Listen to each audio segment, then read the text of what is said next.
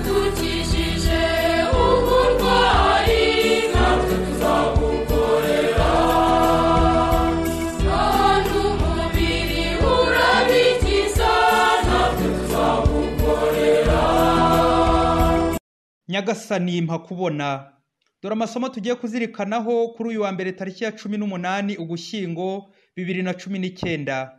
Isomo rya mbere ryo mu gitabo cya mbere cy'Abamakabe, umutwe wa mbere, umurongo wa 10 kugeza ku wa 15, n'uwa 40 kugeza ku wa 43, uwa 54 kugeza ku wa 57, n'uwa 62 kugeza ku wa 64. Isomo ryo mu gitabo cya mbere cy'Abamakabe. Urubyaro rw'abami bazunguye Alexander Mukuru, haza kwaduka wabarushije ububi bose, ari we Antiyokusi Epifani, umuhungu w'umwami Antiyokusi wari warabaye igihe mu bugwati Roma, aza kuba umwami mu mwaka w'137 w'ingoma y'Abagereki. Muri iyo minsi muri Isiraheli haduka abantu b'ibyigomeke, bashuka abantu benshi bababwira bati nimucyo tugirana amasezerano n'amahanga dukikije, kuko kuva aho twitandukanyirije nayo aribwo twatewe n'ibyago bitagira ingano. Ayo magambo arabanyura. Nibwo benshi muri rubanda bihutiye gusanga umwami, nawe abaha uburenganzira bwo gukurikiza igenzereze y'abanyamahanga. Nuko barema itorero Yeruzalemu bakurikije imigenzereze y'ibyo bihugu by'amahanga, ntibongera kubyenya abahungu babo, kandi bihakana isezerano ritagatifu kugira ngo basabane n'abanyamahanga. Bityo barigura ngo bakunde bakore ibidakwiye. Bukeye umwami ategeka ko abatuye igihugu cye cyose biremamo umuryango umwe rukumbi, buri wese akareka imigenzereze ye, maze amahanga yose agakurikiza amabwiriza y'umwami. Abayisiraheli benshi bakira neza iyobokamana rye, batura ibitambo ibigirwamana kandi bica isabato. Mu mwaka w'143 ku munsi wa 15 w'ukwezi kwa Ekisilewu, umwami atereka ishyano riteye agahinda ku rutambiro rw'ibitambo bitwika, bubaka intambiro mu migi ya Yudeya yari hafi aho. Mu miryango y'amazu no ku bibuga bahatwika ububani. Naho ibitabo by'amategeko babonaga bakabishwanyaguza, babiroha mu muriro. Uwo bafatanye igitabo cy'isezerano cyangwa se uwo babonaga akurikiza amategeko, iteka ry'umwami rikamucira urwo gupfa. Nyamara abenshi mu Bisiraheli bakomeza kuba intwari, bagira imbaraga zituma babasha kutarya ibintu byahumanye. Bemera gupfa aho kurya ibiribwa byahumanye cyangwa kwica isezerano ritagatifu. Nuko muri iyo minsi Isiraheli irarakarirwa bikomeye. Iryo ni ijambo ry'Imana. Zaburi ni 119. Nyagasani ungirire ubuntu mbeho, maze nzakurikize amategeko yawe. Nshengurwa n'uburakari imbere y'abakwihakana, batandukiriye amategeko yawe. Nkikijwe n'imitego y'abagiranabi, ariko sinibagiwe amategeko yawe. Ngize abantu banshikamiye kugira ngo nkurikize amabwiriza yawe. Nkozi z'ibibi zintoteza ziransatiriye, amategeko yawe ziyagendera kure. Abagiranabi umukiro bari kure, kuko batumvira gushaka kwawe. Nshengurwa umutima iyo mbonye abahakanyi, kuko badakurikiza amasezerano yawe. Nyagasani ungirire ubuntu mbeho, maze nzakurikize amategeko yawe. Ivanjiri niyanditswe na Luka, umutwe wa 18, umurongo wa 35 kugeza ku wa 43. Nyagasani Yezu nabane namwe. Amagambo mu Ivanjiri ntagatifu uko yanditswe na Luka. Icyo gihe Yezu yegera Yeriko, hakaba impumyi yicaye iruhande rw'inzira isabiriza. Yumvise abantu benshi bahitaga, abaza ibyo ari byo.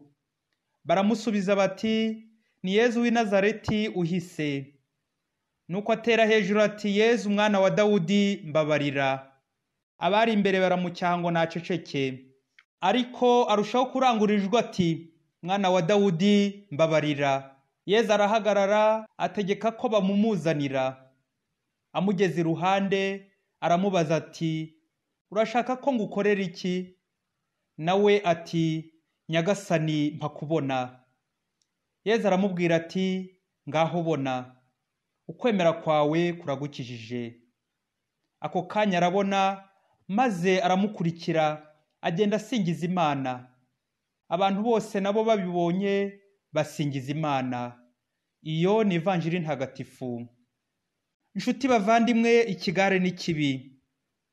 Hari ubwo tubona ibintu byitabiriwe gukorwa n'abantu benshi, tukibwira ko ari byo byiza cyangwa ngo nibo bari mu kuri.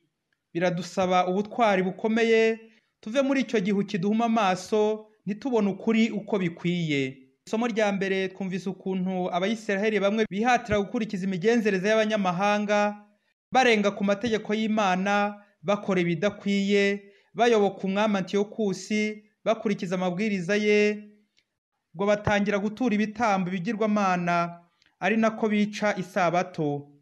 Ariko bamwe mu Bayisiraheli bakomeje kuba intwari, bageze aho bemera gupfa aho kwica isezerano ry'Imana. Gufata icyemezo ni iby'abagabo, ntambwe ifata icyemezo. Abantu kubera ububasha bafite, hari ubwo bamwe babera abandi inzitizi yo kuyoboka Imana, bakaba n'abacecekesha yewe. Twumvise mu ivanjiri impumyi yo kuri Yeriko yari yicaye iruhande rw'inzira isabiriza, uko yatakambiye Yezu ngo ayikize, ariko ikivunge kikayicecekesha. Dutekereze ukuntu ifashe icyemezo cyo kurangurura ijwi kugira ngo nawe Yezu amwumve. Nyagasani yumva vuba umunyabyago umutabaje, nuko aramubaza ati, ngukorera iki? Nawe ati, Nyagasani mpakubona. Nuko Yezu aramukiza. Buri muntu wese agira imyanya itanu y'ibyumviro: amatwi adufasha kumva, ururimi rudufasha kumva uburyohe, amazuru adufasha guhumurirwa, uruhu rudufasha kumva ibidukoraho, n'amaso adufasha kureba. Mubyeyi, muri iyi myanya ni uwuhe ukaze kurenza indi? Imana ni igitangaza ababyeyi. Iyo hari ugize ibyago rumwe muri izi ngingo ntirukore neza, Imana ikomeza kukurinda, nuko ikimurira izindi mbaraga zidasanzwe mu zindi ngingo zisigaye. Dutangarire ukuntu iyi mpumyi yumvise Yezu, twongere dutangarire ukuntu irangurura ijwi rikagera kuri Yezu, kabone n'ubwo bayicecekesha bwose. Hari abantu benshi biyumvisha ko bujuje neza izo ngingo zose z'umubiri, kubabyiniraho, kubanegura no kubanena, bakabakorera ibyamfura mbi bitwaje ko batashobora kubishyura. Umugabo witwa Bihemu wari ukize cyane, ngo yigeze kujya mu isoko, ageze ku muryango impumyi ebyiri zimusaba ku mafaranga ngo azigirire impuhwe. Bihemu atora ibuye rinini aritera hejuru ati, nimugabane, arigendera. Nuko za mpumyi zifatana mu mashyingu, imwe iti, ni wowe bahaye, zana tugabure. Indi iti, ni wowe bahaye, kandi numvise ari ibuye ry'agaciro nka zahabu. Bavandimwe, gucecekesha impumyi itabaza Yezu ni ubupagani. Akawa mugabo uva ku ikabare yasanga umugore n'abana bari gusenga, agafungura ikiradiyo muri magisimumu ngo abazibe akanwa. Mubyeyi, washobora gucecekesha Imana koko? Ijwi ry'umukene, ry'umunyabyago rigera ku Mana vuba. Njye nishimiye ukuntu iyi mpumyi idacika intege. Ni nacyo twakwita mu mvugo y'ubu kwigererayo.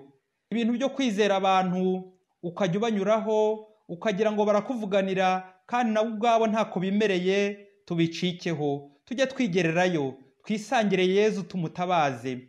Umudiyakoni yigeze yandika kuri invitasiyo y'ubupadiri intego yati, Nyagasani mpakubona. Nuko baramuseka cyane bati, mbese uri impumyi burya? Bati, ye, uri Rwanda uzabona. Muvandimwe, ushobora kuba wujuje iriya myanya yose uko ari 5 kandi myiza pe, ariko ukajya uyikoresha ibikorwa by'umwijima bihisha isura ya Yezu. Ukajya wirirwa ureba amafilime y'urukozasoni, ukora ibiterasoni muri iyo mibiri, witwaje ngo uri ikizubazuba, uri ikishongoro n'ikizungerezi. abantu barakubona kuko uri mwiza, ariko isura ya Yezu ntushobora kuyibona mu gihe utarafata icyemezo cyo kureka ibyo bishenzi, iyo myanda, uwo mukungugu, ibyo bigirwamana, iryo sayo, ubwo burozi, ubusinzi n'ubundi buhemu bwose ku Mana. Bijugunye muvandimwe, hinduka maze nawe usabe Yezu uti Nyagasani mpakubona. Mwari kumwe na Padiri Masumbuko Ladisirasi, umurezi mu iseminari nto ya Mutagatifu Aloyizi, Diyosezi ya Cyangugu. Yesu reka